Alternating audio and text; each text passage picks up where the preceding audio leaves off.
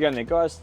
Today we're just covering this small little power box here for your Starlink Minis.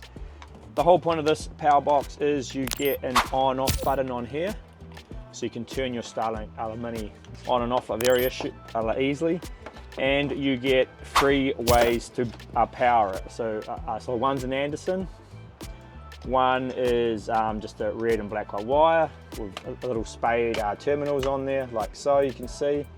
And the other one is a XT60. This is a pretty common battery type plug. Now all that's going to pretty much happen is 12 to 24 volt can actually come into here, and this is going to output 36 volt at 1.8 amp, which is what it needs to power this. So it is pretty straightforward.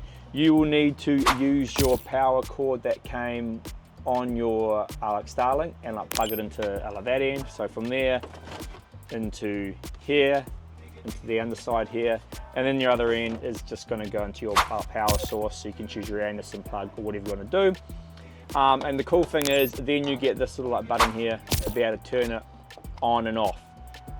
So we'll put the lengths of these cables on there. I think this is about a meter or 2 meter cable, and then you can use whatever length you need this end, and you can just actually stick this box somewhere, and that'll allow you to turn it on and off very easily. So there's our Starlink Mini cable. We'll just use a 15 meter cable here. You can see it's actually powered on at the moment. You can see that there switches on, and we've used the Anderson plug to power it up.